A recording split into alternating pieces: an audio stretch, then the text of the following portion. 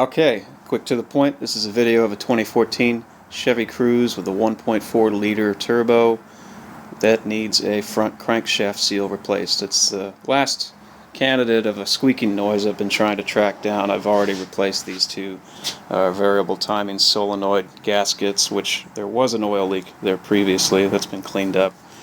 Also just replaced the belt tensioner. Those two things didn't knock out the squeaking sound. Crankshaft seal is the last thing that makes sense to me, so I'm going to try that next.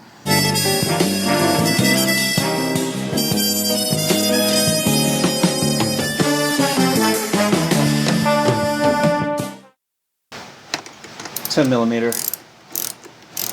And remove the negative battery terminal from the battery.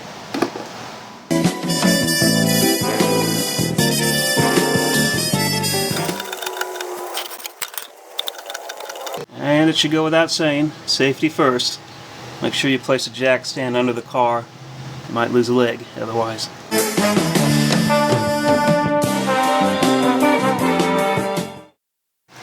Just looking in here to see how this wheel well is held in place.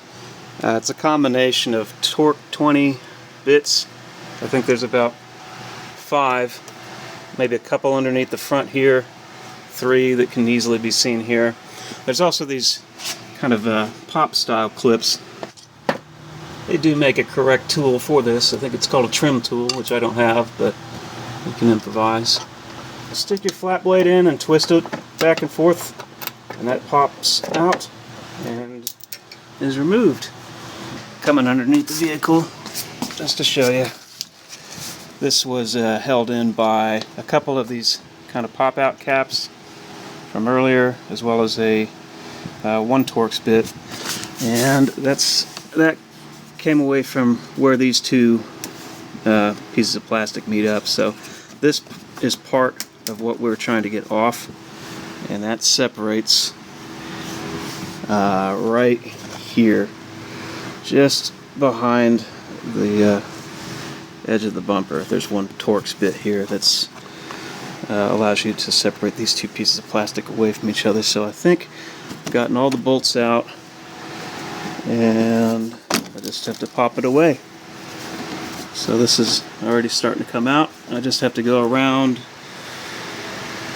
until it's released, I believe. We'll see.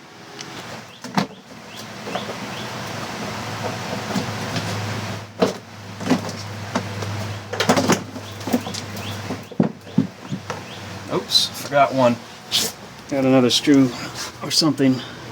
Yeah, one of these little pop clips right here at the back corner. I think that's the only thing left to remove, and this thing will fall out.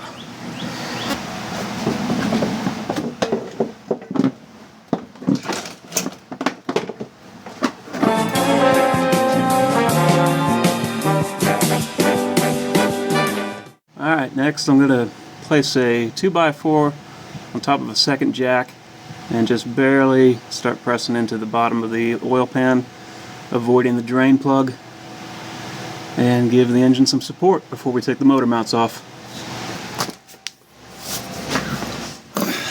This is how I've got the 2x4 braced against the oil pan. So something like that. I've just barely cleared the exhaust here, so it's not resting against that. All the force is going into the pan itself. And there's a little kind of a pocket that you can push this 2x4 down underneath this plastic, or above it rather. Get yourself a little more leverage on the pan and what you're trying to press against. But I just barely nudge that up there. And then without the handle on the jack, try to hand tighten this until you can't press it up anymore. And that's about as much pressure as you really need.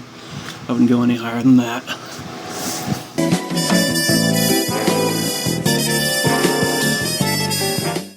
Disconnect the mass airflow sensor by pulling that red tab out and then pushing down like that with your thumb, not this direction or any other way. This causes this tab to release upward like that, and then it will clear what it gets stuck on. And then you can just slide it right off.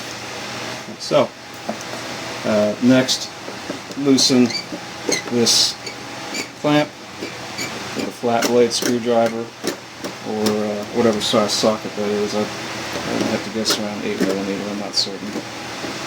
Once this is loosened, you can pull it past that point. Just rock the hose off and kind of tuck it down. At the bottom of the air box, there's a condensation drain line. This little pipe here, you can just wiggle this and pop it out. And then the only thing that's left are these two rubber mount points that the box rests in. And you can just pull that up, and away it goes. This duct fits down in here, so just keep that in mind when you put this back.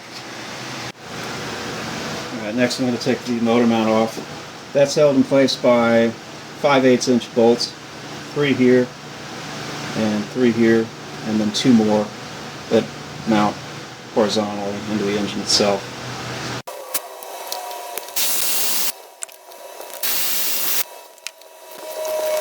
I would say at this point, if you get this third bolt loosened, or any of these 3, and your engine starts to move too much, you might want to double check that jack you put underneath the oil pan and make sure your engine doesn't fall.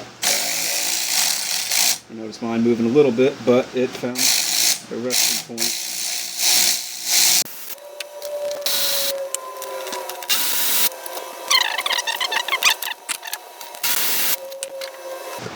Alright, slight correction. These are all 15mm, not 5/8. And there is a third bolt on this motor mount that's right down here in the center. I don't think you can see that very well on video, but you can just get a peek of it, barely, at about this angle here. And we can get to it from here, or the opposite side, pulling up. So I'm going to loosen these two, get this removed, and then the next thing we can do is take the serpentine belt off. Alright, motor mount removed. The next thing I'm going to do is loosen up this tensioner, and you do that by putting a E14 socket on that. You can just push down with about, I don't know, 70 pounds worth of weight, and that belt will come loose very easily. So I'm just going to reach in there after I hit stop, grab that belt, and move right along. Having a quick look at the side of the balancing pulley, as they call it. The manual says it's very important to take note of the position of this hole here, or at least it says that it's possible for this wheel to be put on 180 degrees in the wrong direction, which would not make it counterbalance the way it's supposed to, I guess. So I just need to remember that this hole is down here on the bottom right, and that's where it needs to be when I put this pulley back.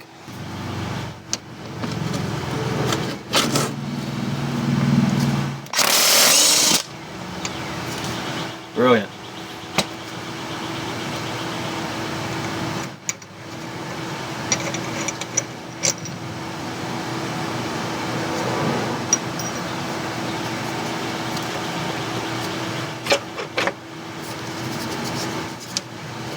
Take this out of the way.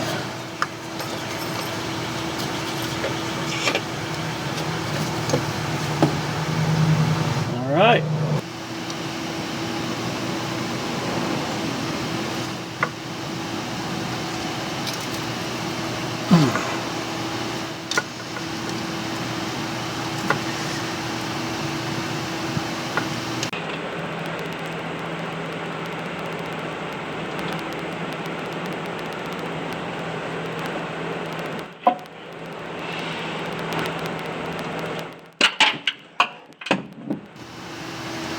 Alright, that's a way to do it.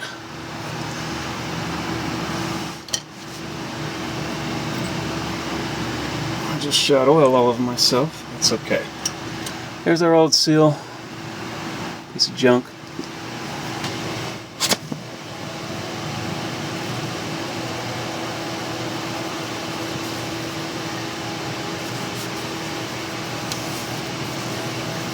Quick, I wanted to show off a bit of a custom tool that I had a friend make.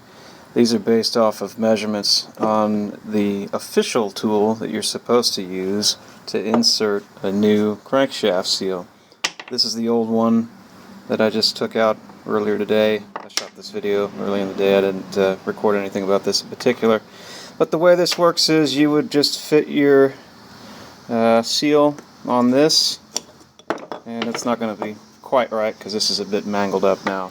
But the point of it is that the real tool is solid in the center. You can hit it from behind with a hammer, and it will use this flat surface to flush that seal up. But as you'll see in a moment, I ended up getting it about, I don't know, halfway in, slightly at a cockeyed angle, and was able to just tap it in the rest of the way using a big rubber mallet, or the head of a big rubber mallet anyway.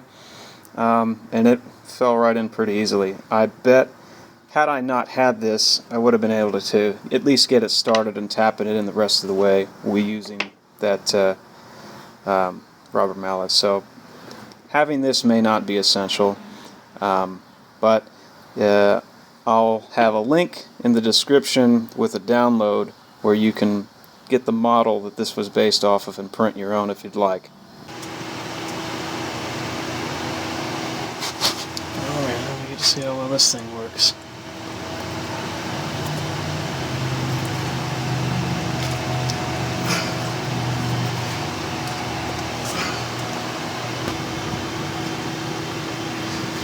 She kind of gone cockeyed. There we go. That looks good.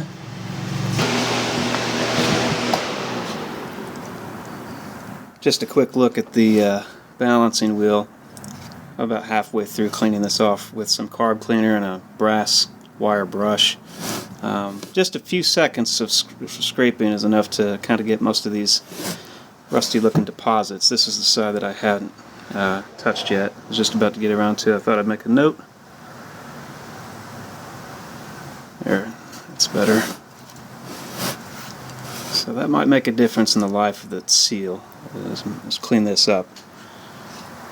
Alright, I've just put a little bit of oil all around this contact surface. So hopefully when we join these back together, it won't be leaking anything. Okay, we've got our orientation.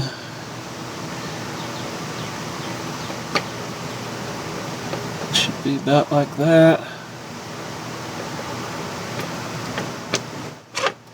There we go.